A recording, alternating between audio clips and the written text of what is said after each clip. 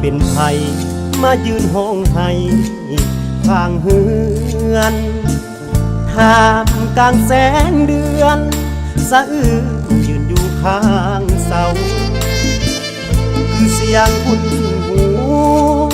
ยืนอยู่ข้างเฮือนเฮาเป็นเสียงน้องเจ้าแฟนเก่าที่เคยหากันเป็นยังห้องให้ทำให้น้องซ้ำใจ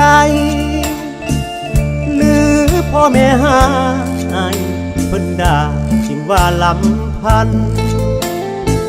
หรือแฟนเจ้าป่าน้องอยากเจ้ามาให้กันในใจอ้ายนั้นเหลือตอดคนใกล้เคียงบ้านอยากลงไปปอได้แต่จอบทางแอบมองน้องทางหน้าตาหลังทางกลางเงาจันทร์ดูต้นน้องเดอ้ายอกสิเพคือกันส่วนเลิกอ้ายนั้นยังฝันถึงวันเก่าๆอ้ายตัดสินใจ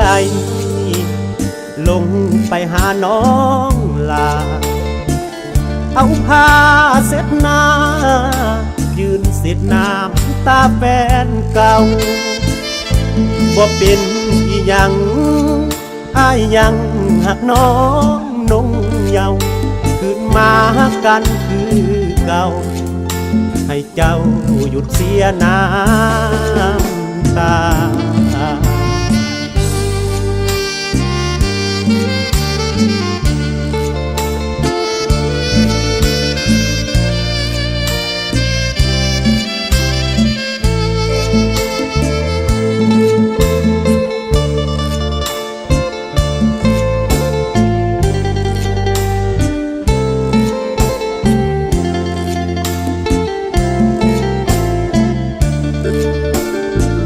อ้ายตัดสินใจลงไปหาน้องลาเอาผ้าเช็ดหน้ายืนเสียดน้ำตาแฟนเก่าบ่เป็นที่ยังอ้ายยังหักน้องนงเยาว์คืนมากันคือเก่าให้เจ้าหยุดเสียน้ำตา